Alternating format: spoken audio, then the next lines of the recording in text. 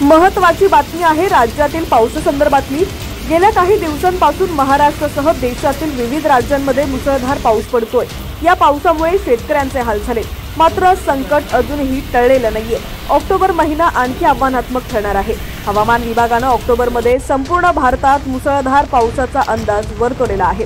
त्यामुळे या महिन्यात सामान्य पातळीपेक्षा 115% जास्त पाऊस पडणार आहे, अशी माहिती आयएमडीचे महासंचालक मृत्युंजय महापात्रा यांनी दिलेली आहे।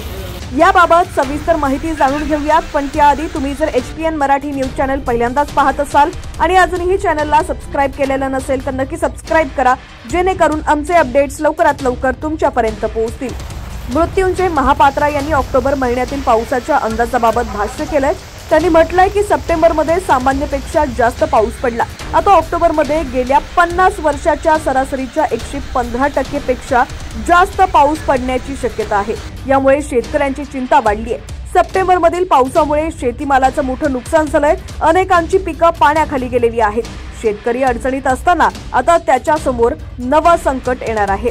भारतात पावसाळा सप्टेंबर अखेरपर्यंत संपतो, मात्र यंदा मान्सून लांबलेला आहे। देशाच्या काही भागात अजूनही मुसळधार पाऊस कोसळतोय। आता ऑक्टोबरमध्येही मुसळधार पाऊस पडण्याची शक्यता आहे। त्यामुळे शेतकऱ्यांची चिंता वाढली आहे। ज्या शेतकऱ्यांची पिकं वाचलेली आहेत त्यांना आता नवा धोका निर्माण झालाय। दरवर्षी बंगालचे उपसागर आणि अरबी समुद्रातून येणारे ओले वारे उत्तरेकडे आणि पश्चिमेकडे जातात। जेव्हा हे वारे उत्तर भारतातील थंड वारे आणि पश्चिमेकडील विक्षोभांशी टक्कर देतात, तेव्हा मुसळधार पाऊस पडतो। तसाच पाऊस आता पडत आहे। आणखी एक कारण म्हणजे जागतिक तापमान वाढीमुळे मान्सून आणि इतर हवामान प्रणाली असामान्यपणे सक्रिय होत आहेत। त्यामुळे सध्या पाऊस पडत असल्याचं समोर आलंय।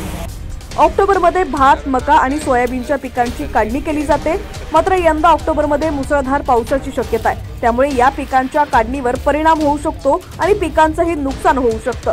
तसंच इतर पिकांवर रोगराई वाढण्याची शक्यता आहे। याचा पिकांच्या उत्पादनावर परिणाम होऊ शकतो। तसंच पावसामुळे शहरी भागात पाणी साचतं, त्यामुळे शहरी भागातही पावसाचा फटका बसण्याची शक्यता आहे।